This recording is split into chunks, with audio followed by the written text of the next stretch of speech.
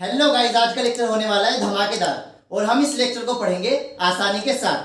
But start करने से पहले आई होप कि प्रीवियस लेक्चर देखने के बाद आप एकदम मस्त झकास एंड बिंदास होंगे और मैं उम्मीद करता हूं कि आप सभी ने प्रीवियस लेक्चर देख लिए होंगे। जिसने नहीं देखे जरूर देखें, बहुत ज़्यादा इंटरेस्टिंग है, मज़ा आने वाला है। उसी मज़े के साथ, मस्ती के साथ और आसानी के साथ बढ़ते हैं अपने लेक्चर की तरफ। सबसे पहले हम बात करेंगे मलेरिया की। Malaria disease caused by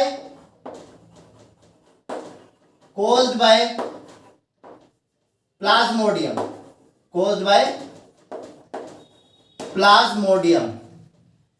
malaria किससे होता है? प्लाज्मोडियम से होता है, ठीक है। और प्लाज्मोडियम क्या है? पैरासाइट।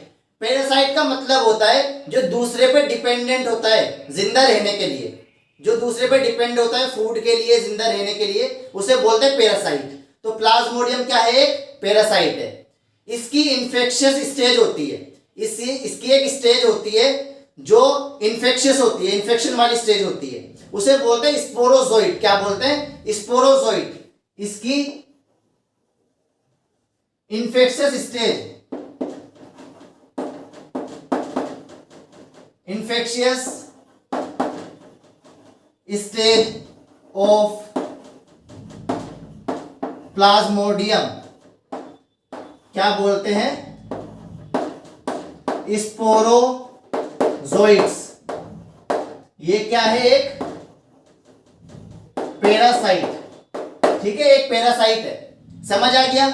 अब इस मलेरिया को कौन फैलाएगा? वेक्टर कौन होगा? वेक्टर होता है एनाफिलिस मॉस्क्विटो। एनाफिलिस मॉस्क्विटो। वेक्टर का मतलब होता है लेकर जाने वाला। इस बीमारी को कौन फैलाएगा, कौन ट्रांसमिट करेगा? एक बंदे से दूसरे बंदे में कौन लेकर जाएगा? एक पर्सन से दूसरे पर्सन में कोई तो होगा ना जो लेकर जाएगा। वो कौन है? मॉस्क्विटो है। उस मॉस्क्विटो का, उस मच्छर का नाम क्या है? एनाफिलिस मॉस्क्विटो। समझ आ गया? इसके बाद हम बात करेंगे types of malaria. Types of malaria. देखो, मलेरिया वैसे तो बहुत टाइप्स के होते हैं, लेकिन एनसीईआरटी के अंदर 2 टाइप्स के मलेरिया के बारे में बताया गया है। वो कौन कौन से हैं? एक होता है बनाइन, एक होता है मैलिग्नेंट। ट्यूमर मत समझ लेना, ठीक है। ट्यूमर के अंदर भी एनसीईआरटी में बताया है बनाइन ट्यूमर और मैलिग्नेंट ट्यूमर, लेकिन मलेरिया के बारे में भी बताया। अच्छे से पढ़ोगे ना ध्यान से, तो उसमें मैलिग्नेंट मलेरिया और बनाइन मलेरिया, ठीक है, 2 टाइप्स के होते हैं।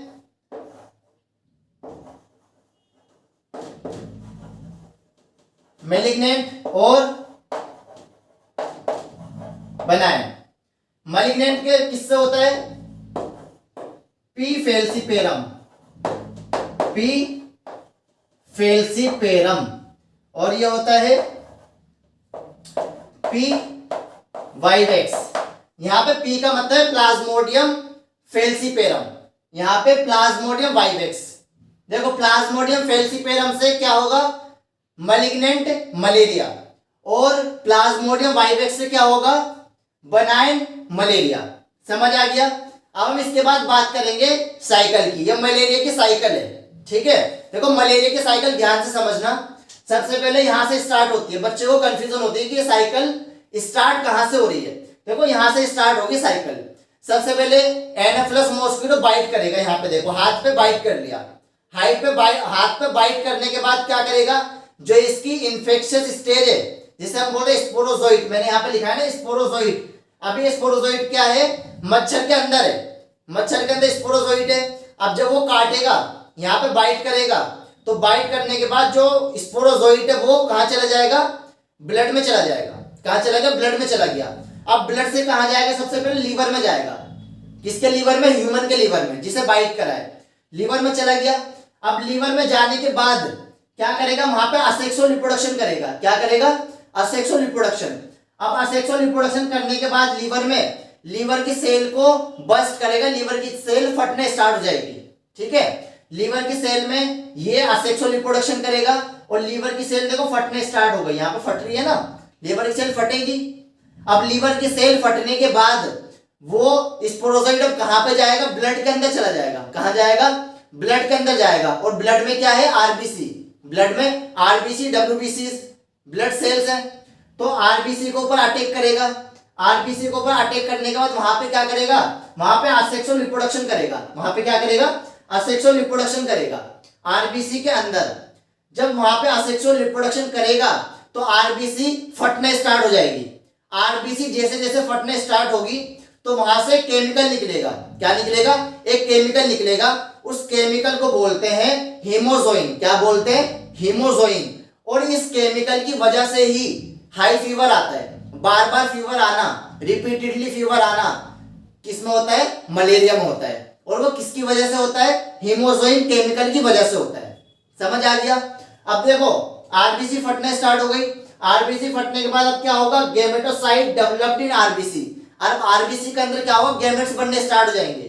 किसके गेमेट्स, स्पोरोजोइट्स के गेमेट बनने स्टार्ट हो जाएंगे। गेमेट बन गए यहाँ पर मेल और फीमेल, गेमेट बन गए। अब गेमेट बन गए तो उनका फ्यूजन होगा, वो आपस में फ्यूज होंगे। ठीक है, गेमेट बनने के बाद क्या होगा, यहाँ पे गेमेट फ्यूज होंगे। लेकिन गेमेट कहां पे फ्यूज होंगे, गेमेट्स बन गए। गेमेट बनने के बाद कहां पे है ये गेमेट, ब्लड के अंदर। ह्यूमन के ब्लड के अंदर गेमेट्स हैं, किसके, स्पोरोजोइड के गेमेट्स हैं। ठीक है, अब दूसरे मच्छर ने क्या करा, एनाफिलस मॉस्किटो ने क्या करा, बाइट करेगा वो। ठीक है, दोबारा बाइट करने के बाद उन गेमेट्स को ले लेगा। जो एनाफिलस मॉस्किटो है उन गेमेट्स को बाइट करके ले लेगी अपने अंदर। अपने अंदर लेने के बाद क्या होगा, फर्टिलाइजेशन होगा उनका। क्या होगा, फर्टिलाइजेशन। कहां पर फर्टिलाइजेशन होगा, मच्छर के गट के अंदर फर्टिलाइजेशन होगा उस गेमेट्स का, जो इसने लिए हैं किससे, ह्यूमन के ब्लड से। समझ आ गया, ह्यूमन के ब्लड से इसने बाइट करके गेमेट्स को ले लिया। गेमेट्स को लेने के बाद क्या होगा, उनका फर्टिलाइजेशन होगा, डेवलपमेंट होगा। ठीक है, कहां पे होगा, गट्स के अंदर। समझ आ गया। अब गट्स में क्या होगा, गट्स के बाद क्या होगा, वो चले जाएंगे सलीवरी ग्लैंड में। कहा जाएंगे, सलाइवरी ग्लैंड। सलाइवरी ग्लैंड में जाने के बाद वो फटेगा। फटने के बाद क्या होगा, वहां से निकलेंगे स्पोरोजोइड। क्या निकलेंगे, स्पोरोजोइड्स निकलेंगे। फिर दोबारा वो जो मच्छर है दोबारा दूसरे ह्यूमन को काट लेगी। ठीक है, इसी तरह से साइकिल चलती रहती है। समझ आ गया, समझ आ गई, साइकिल आसान है। ठीक है, अब हम बात करेंगे, साइकिल समझ आ गई सबको, वेरी गुड। चलो नेक्स्ट हम बात करते हैं, इसका नेक्स्ट पॉइंट आएगा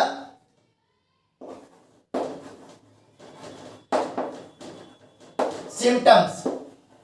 सिम्टम्स मैंने क्या बताया, सिम्टम्स क्या क्या होंगे, एक मैंने बताया CHILL चिल, और क्या होगा, हाई फीवर। और क्या होगा, हाई फीवर, ठंडा ठंडा लगेगा। और क्या होगा, हाई फीवर होगा। हाई फीवर होगा और साइक्लिक फीवर होगा। हाई फीवर के साथ साथ क्या होगा, high fever and cyclic fever. और साइक्लिक फीवर किसकी वजह से होता है, ड्यू टू अ केमिकल। वो एक केमिकल की वजह से होता है। उस केमिकल का नाम है हीमोजोइन। हीमोजोइन क्या है, केमिकल है। और ये हीमोजोइन आया कहां से है, रेड ब्लड सेल के फटने की वजह से। आरबीसी यहां पे फटी थी, इससे क्या निकला था, हीमोजोइन। ठीक है, हीमोजोइन यहां पे निकला था और इसकी वजह से बार बार बुखार आता है। समझ आ गया। अब हम नेक्स्ट बात करेंगे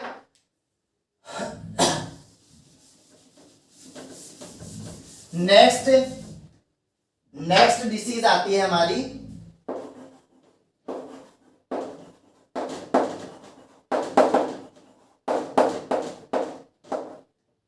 एमोबियासिस। इसका दूसरा नाम होता है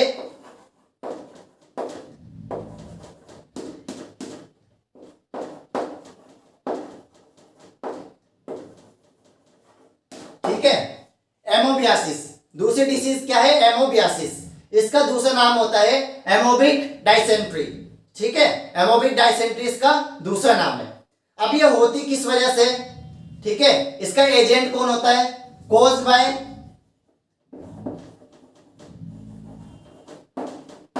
बाय किसकी वजह से होगी,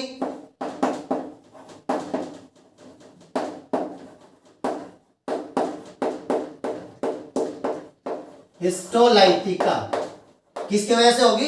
एंट अमीबा हिस्टोलाइटिका किसकी वजह से होती है? एंट अमीबा हिस्टोलाइटिका की वजह से होती है। समझ आ गया? अब इसके अंदर होता क्या है, देखो ध्यान से सुनना। इसके अंदर होता क्या है? सबसे पहले एक वेक्टर होगा। वो वेक्टर क्या है? इसमें वेक्टर कौन होता है? इसमें वेक्टर होता है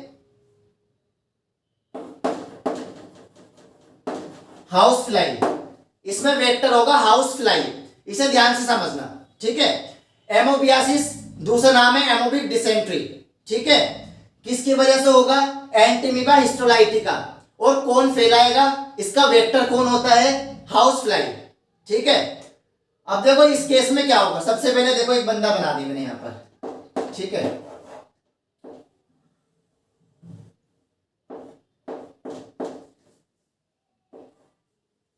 ठीक है, अब इसके अंदर देखो ये मैंने स्टोर बना दिया।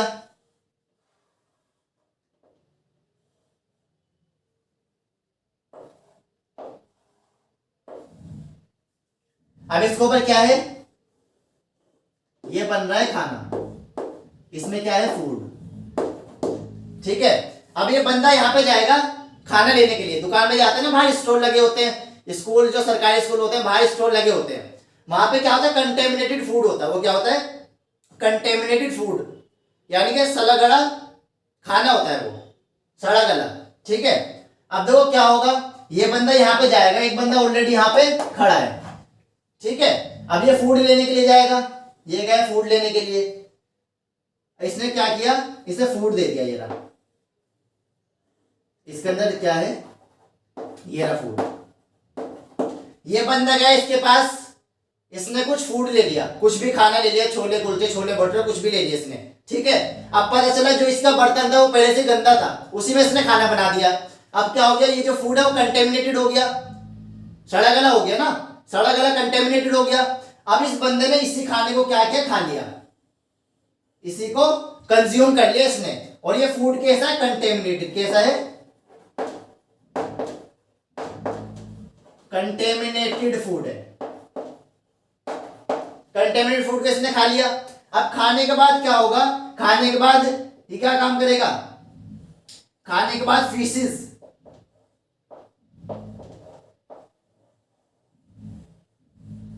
ठीक है। ये क्या है? फीसिस है, ठीक है। ये क्या काम करेगा? खाने के बाद उसे निकालेगा, डिफिकेशन करेगा, ठीक है। देखो ये क्या है? फीसिस है इसकी, ठीक है। ये वॉशरूम में गया, वो खुले में शौच ना करें, समझ आ रही है? बोलते हैं ना खुले में शौच ना करें। अब इस बंदे ने क्या किया? जंगल में चला गया।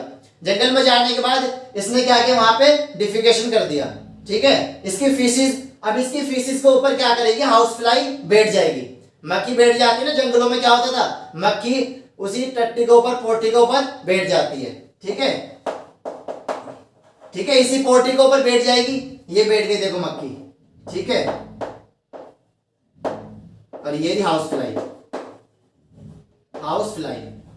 या हाउस फ्लाई पोटी के ऊपर बैठ जाएगी। अब बैठने के बाद क्या होगा? ये रहा दूसरा बंदा,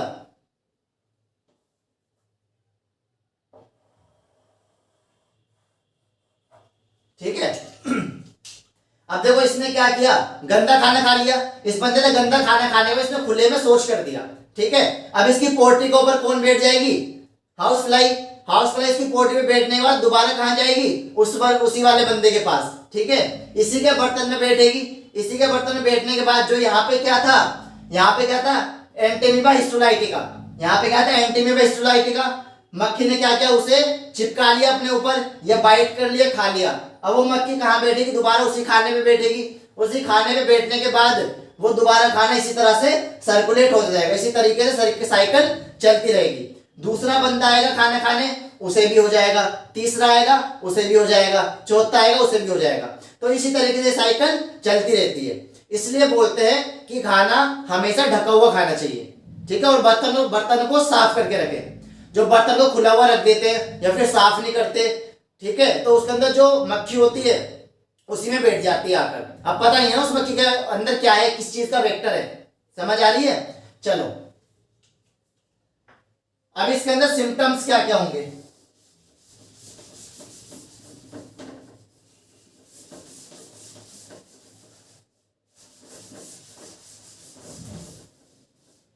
इसमें नेक्स्ट आता है, नेक्स्ट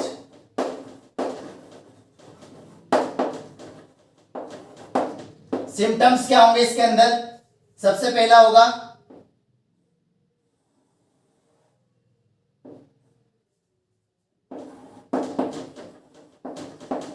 स्टमक पेन। देखो किसी भी बंदे ने सड़ा गला खाना खा लिया, गंदा खाना खा लिया, वो गंदा खाना खाने के बाद कहाँ जाएगा? पेट में जाएगा। तो सबसे पहले क्या होगा? पेट में दर्द होगा, ठीक है, स्टमक पेन सबसे पहले होगा। उसके बाद क्या होगा? वो खाना कहाँ जाएगा? इंटेस्टाइन में जाएगा, स्मॉल इंटेस्टाइन, लार्ज इंटेस्टाइन। उसके बाद कहाँ क्या होगा? कॉन्स्टिपेशन। क्या होगा? कॉन्स्टिपेशन। कब्ज हो जाएगा। पहले पेट में दर्द होगा, फिर कब्ज हो जाएगा, ठीक है। और कब्ज होने के बाद जब वो फीसिस करेगा, ठीक है, डिफिकेशन के लिए जाएगा, फीसिस करेगा, पोटी करने के लिए जाएगा, तो उसकी पोटी के अंदर क्या निकलेगा? म्यूकस, ठीक है। पोटी तो आएगी लेकिन म्यूकस ज्यादा निकलेगा। अब वो म्यूकस किस वजह से आया है? एंटीमीबा हिस्टोलाइटिका। जो एंटीमीबा हिस्टोलाइटिका होता है वो इंटेस्टाइन में क्या करेगा? म्यूकस को ज्यादा सिक्रीट कराता है। क्या कराता है? म्यूकस को ज्यादा सिक्रीट कराता है। तो जो स्टूल निकलेगा, स्टूल जो फीसिस निकलेगी विद हाई म्यूकस,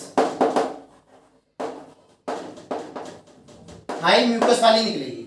समझ आ गया? इतना समझ आ गया। एंटीमीबा हिस्टोलाइटिका के बारे में हमने कंप्लीटली पढ़ लिया है, ठीक है। अब हम किसकी बात करेंगे? नेक्स्ट डिसीज की। किसकी बात करेंगे? Next disease. अब हम बात करेंगे सबसे इंटरेस्टिंग, जिसका नाम है रिंगवॉर्म। क्या है? रिंगवॉर्म। रिंगवॉर्म किसकी वजह से होता है? Ringworm caused by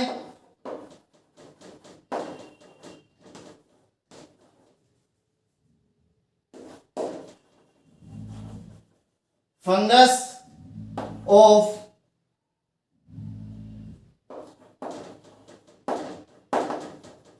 various species, ठीक है। किससे होगा? रिंगवॉर्म किससे होता है? फंगस से होता है। अब फंगस की बहुत सारी जनरेशंस होती है।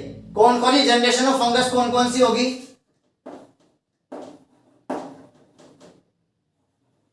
Genre of fungus. फंगस की कौन कौन सी जेनरा से रिंगवॉर्म होता है उसकी बात करते हैं।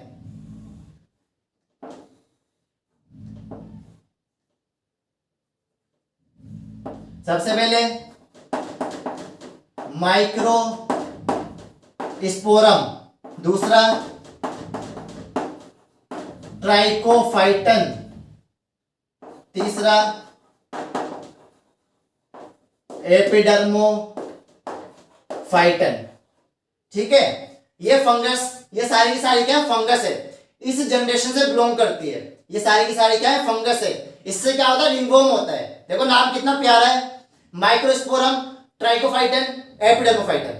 इनसे क्या होता है? रिंगवॉर्म होता है। बोलते हैं कि हाय रे खुजली, न तेरे आने में मजा न तेरे जाने में मजा, हाय रे खुजली तेरे खुजाने में मजा।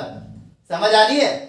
जो खुजली वाले दवाई देते हैं ना बाहर, दवाई देने वाले जो बाहर खुजली की बेचते हैं, वो ये बोलते हैं कि भाई न तेरे आने में मजा न तेरे जाने में मजा, हाय रे खुजली तेरे खुजाने में मजा। समझ आ रही है? तो खुजाने में कितना मजा आता है? जब रिंगवॉर्म हो जाता है, खुजली हो जाती है, तो खुजाने में बड़ा मजा आता है। और जितना ज्यादा खुजाओगे उतनी ज्यादा फैलेगी, ये भी परेशानी है, ठीक है। अब वो होती किस वजह से? कौन बंदा होता है उसके लिए रिस्पॉन्सिबल? देखो ये बंदे होते हैं, ठीक है। Microsporum, trichophyton, Epidermophyton. समझ आ रही है? इनकी वजह से फंगस, इनकी वजह से क्या होगा? रिंगवॉर्म होगा। समझ आ गया? नेक्स्ट हम बात करेंगे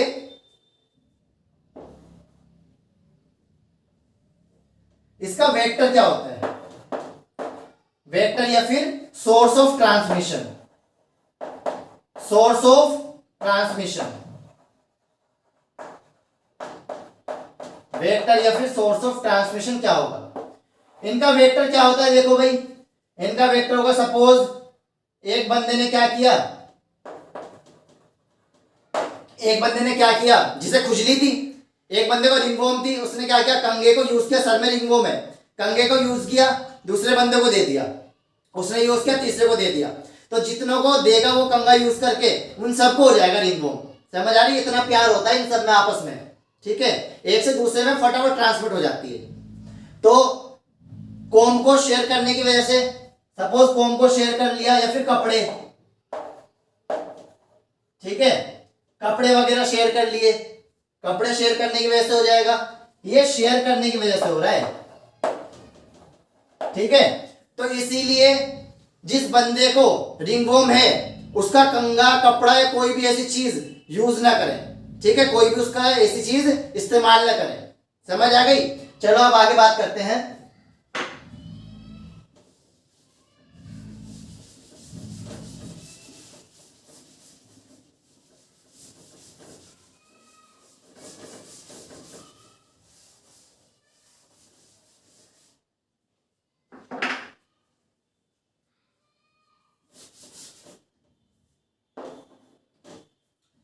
समझ आ गया? माइक्रोस्पोरम, ट्राइकोफाइटन, एपिडर्मोफाइटन, इनकी वजह से होता है, ठीक है।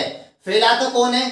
कंगे को शेयर कर लेना, क्लोथ को शेयर कर लेना, कोई भी चीज, एनीथिंग शेयर करने की वजह से क्या हो जाता है? रिंगवॉर्म हो जाता है। इसमें सिम्टम्स क्या होते हैं उसकी बात करते हैं। आप किसकी बात करेंगे? सिम्टम्स की बात करेंगे। देखो सिम्टम्स क्या क्या होंगे। सिम्टम्स सबसे पहले क्या होगा इसके अंदर? ड्राई एंड स्केली लीजन्स हो जाएंगे। कहां पर होंगे? On skin and nails.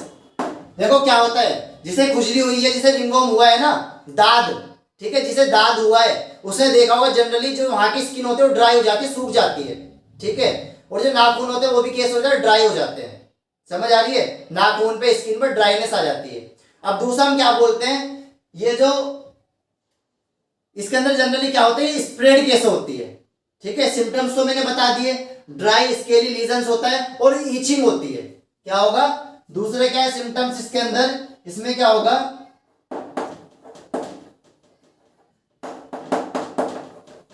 Intense itching. Normal itching नहीं होगी, इंटेंस ईचिंग मतलब बहुत ज्यादा ऐसा लगता है कि फाड़ लो शरीर को, ठीक है, इस तरह की ईचिंग होती है इसके अंदर। सिम्टम्स पहला ड्राई स्केली लीजन, ड्राई और स्केली लीजन हो जाना, सूख जाना वहां का हिस्सा। दूसरा क्या बताया? Intense itching. अब तीसरा क्या बताया कि भाई जो मैंने बताई है फंगस, माइक्रोस्पोरम, ट्राइकोफाइटन, एपिडर्मोफाइटन, ये फंगस ग्रो करती है किससे? हीट और मॉइस्चर से। कैसे ग्रो करेगी?